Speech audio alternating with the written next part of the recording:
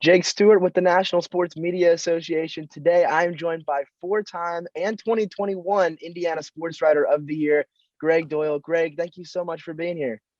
Thanks, Jake, for having me on, and thanks for saying how many times it's been. That's pretty here, but I will tell you, when this award got announced a few weeks ago, I went to an IU game that night, and Bob Hamill is there. He's sports writer, former sports columnist, Bloomington. Bob Knight, that was his era. So Hamill's telling me, congratulations on winning. He goes, how many of you won? And I said, I don't know, because I really didn't know at that moment. I said, I don't know, but how many did you win? And he said a number, and it was kind of loud there, and I'm not sure I heard this correctly because we're in the arena. And I said, what'd you say? And he kind of looks down. He's almost embarrassed. He goes, 17. I said, I don't know how many I've won.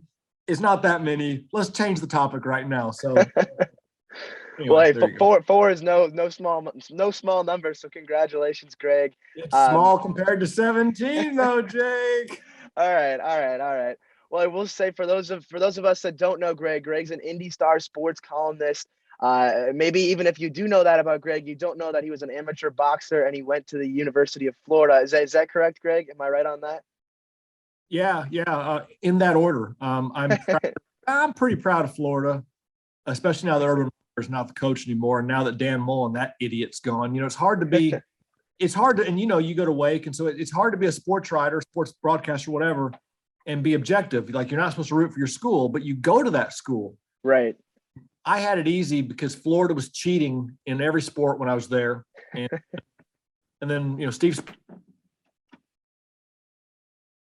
and then Urban Meyer's an absolute train wreck. And so anyway, it's been very easy not to root for the Gators because they've nothing to make me happy, but I'm proud of my journalism degree. I'm proud, though, that I boxed with Chris Lytle and tell about it.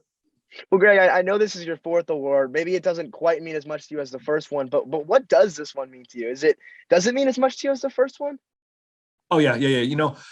When I won the first one, I think that was a year I won a couple different things, and this business can get to your ego very easily, and some of the biggest names in this business are miserable human beings. Miserable.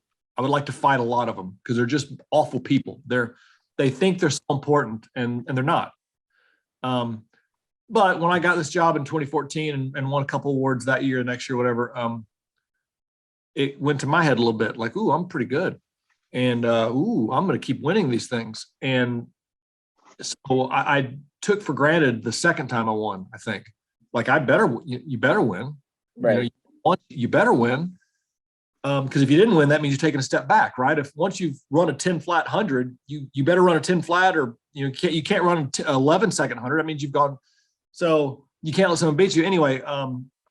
Then you have a year or two where you don't win at all, and you realize, oh my God, nothing's given. Whatever. And these are just awards. It's not like a national championship on the court, but it means a lot because I know what it feels like to not win. But also it means a lot because some awards you enter stories and judges are anonymously, they don't know who you are. They're judging you, and it's all subjective, and all this is subjective.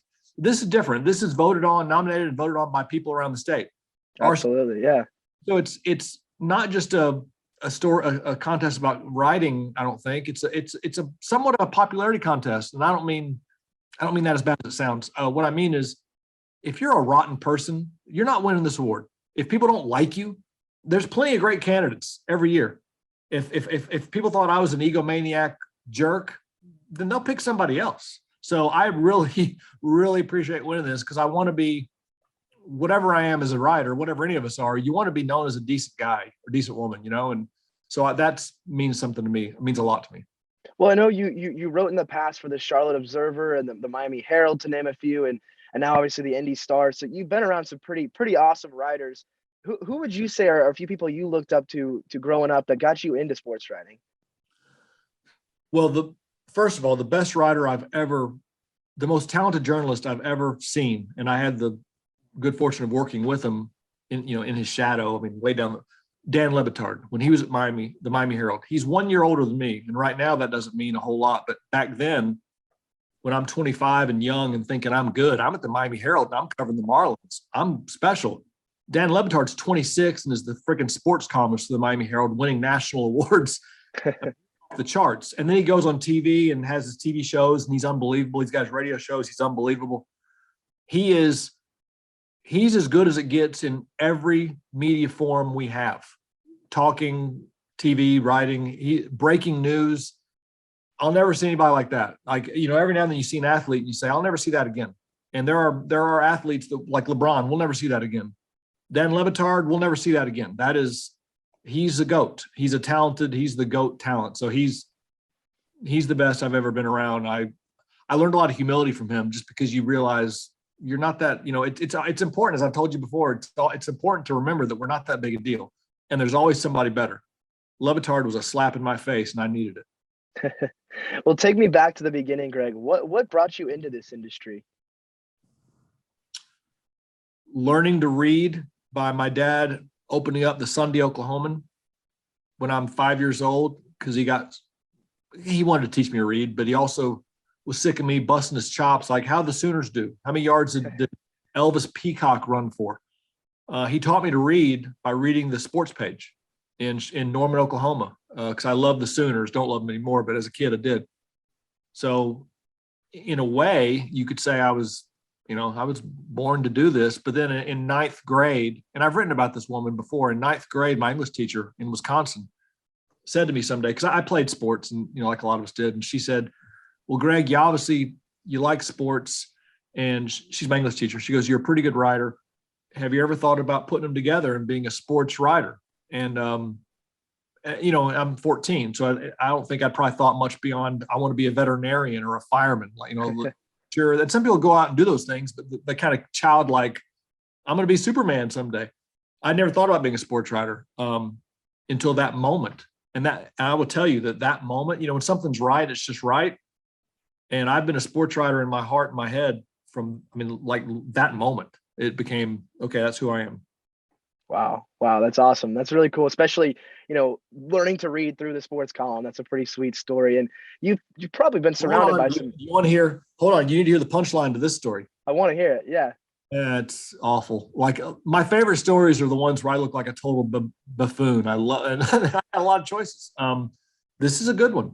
So I tell that story when I speak to high school kids or colleges, whatever. And, they'll ask me, like you asked me, how come you do this? I tell them about Mrs. Connor.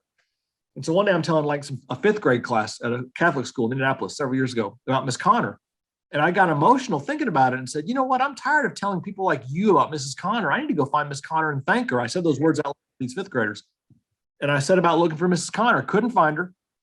I found her. And then at about 1999, 2000 or something, she dropped off the map. And I've been looking for people long enough to know that probably means you're dead. If I can't find you, if I can find you easily and then you're just gone, you're probably dead.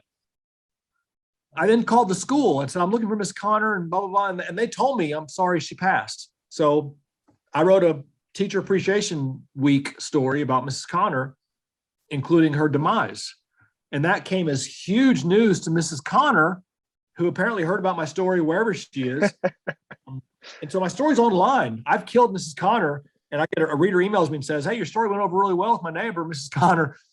She had moved away, and so I changed the story. I corrected it online, and in print the next day it ran correctly. But as it turns out, and there's no excuse for killing off someone who's not dead. There's no excuse. But the story behind it is that when she left New Glarus, Wisconsin, her husband had died, and that's why she moved away. And that was years and years ago. So she says, as far as she can tell, the school district, whoever's there, just got confused and told me the wrong thing. And because I was already inclined to believe she was dead because I couldn't find her anymore on social media, Google, I believed what I wanted to believe. And so I killed off my teacher. Thanks a lot, Miss Connor, for teaching me. You're dead. Well, hopefully if Miss Connor's listening to this, she knows how much you mean to her. Well, I wanted to ask you, Greg, I wanted to ask you what event or I don't know, what game has been the coolest thing for you to cover over the course of your time? Do you have one that stands out to you, or even just a moment? Oh yeah. UFC, and I should know this for sure. I think it's UFC 70 in Columbus, Ohio. I think 2003, whenever it was. Interestingly enough, Chris Lytle was on that card. Chris Lytle, who I ended up sparring with for fun later and had a main event celebrity boxing match with Chris Lytle for 3 rounds where he beat the hell out of me. So that was years later here in Indy. He's from Indianapolis, ironically. That's not why that event matters to me. That event matters to me because the UFC was still kind of young, hadn't crossed over at all in 2003. And I being, at the time I was at CBSSports.com, which I was there for about 10 years. And I was a hot take shtick guy. And I meant what I said, but you have a lot of choices to write. And I chose to dig into my angry side. And so I wrote about things that pissed me off. And the UFC pissed me off 20 years ago, just because I didn't know any better. I didn't know. And I went to UFC 70 in Columbus. I lived in Cincinnati at the time. I went there to rip the sport. I'm going to go up there. I'm going to watch this and I'm going to rip it. And I went there and I fell in love with the sport. Fell in love with it. With the camaraderie of the fighters. Because fighting has always scared me. Like just the idea of a fight has always scared me. And I don't like being scared. So, but I go there and I realize this is not scary. I mean, yeah, it'd be scary to be in a cage with them, but these guys, they're athletes. They compete. And when it's over, they're hugging and slapping five. And after trying to kill each other, they're comparing notes about what just happened. I fell in love with the sport. Went to a MMA gym in town the next week to get choked out just to see what that felt like. And then to write about it. Then I started training as a boxer. And anyway, so professionally, that story doesn't do a lot for me or for you, I guess. But personally, that's the event that if there was any one event in my career that I would say, I can't skip that one. Like you can take away all these events, nothing matters. That event changed my life. So I'm grateful for that one. Wow. I think the personal connection you have with that story just resonates, especially with it getting you into boxing as well, going both ways. It's pretty awesome. Pretty awesome story. Let me tell you, when I went to that UFC, the MMA gym to get choked out, because I had to watch pro wrestling as a kid. And you see them, the fake sleeper hold, and they hold the hand up and it drops. They hold the hand up. They hold the hand up a third time and it stands up and the crowd goes nuts. He's awake. I saw people going to sleep on rear naked chokes and whatever and thought that's stupid. And so I went to this gym and George Gurgel, who was in the UFC at the time, owned it. Rich Franklin, who at the time was the UFC middleweight champion, trained there. And so I had to sign some papers. I told them what I wanted to do, and they thought I was an idiot, but okay, we'll choke you out for free. And so I signed papers saying it's okay. And Gurgel gets behind me, and he's a little guy, he's, built like me, but stronger, of course, but wraps his arm around my neck, and it feels like a python starting to squeeze me. As I'm falling asleep, can I curse or should I not curse? Should I change words? Go for it. Okay, good answer. As I'm falling asleep, Rich Franklin, the UFC, the champion, is watching this because he wants to see what kind of idiot comes in and gets choked out. He's watching it and says, "Who's got the camera in case this guy shits himself?" As I'm falling asleep, that's what I hear. And I woke up on some beach, some Brazilian guy going, "Hello, hello." And it was Gurgel still waking me up. I did not crap myself, but that was, and then 15 years later, I had this fight with Chris Lytle, this fundraising fight. And I don't know what it is with these UFC guys, but he and I are sitting backstage before the main event, and he's got his shirt off and he looks like a damn gorilla. I mean, Chris Lytle's 5'10", 170, but looks like a tank. And I'm about to go fight this guy in front of people. And he says to me, "I know your brain's important to you, so I'm gonna go easy on your head, but I'm gonna try and hit you so hard in the stomach that you shit yourself." And that's not fun to hear. Like your blood goes cold when a guy built like Chris Lytle says those words to you and you're about to walk onto a stage. So anyway, I don't know what it is with these guys in excrement, but I don't like it. Yeah, I might have to choose some other boxers to fight, Greg. Yeah, smaller ones, ideally. Right.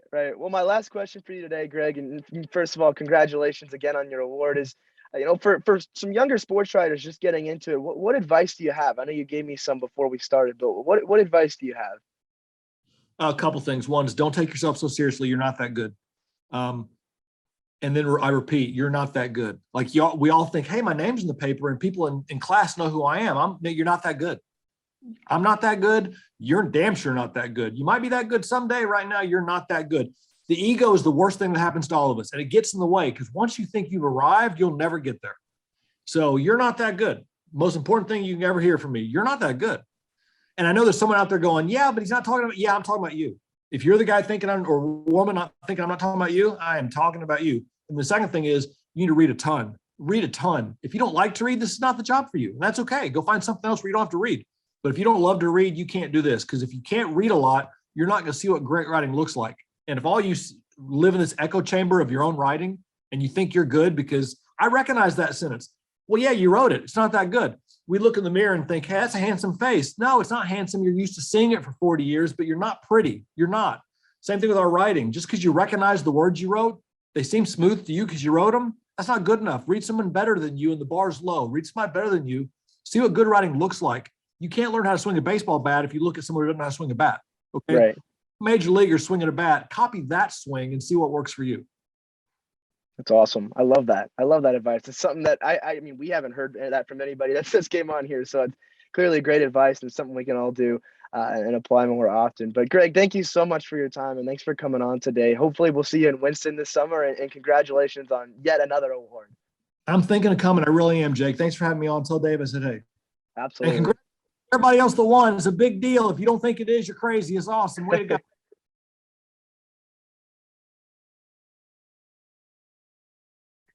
Thanks, Gregg.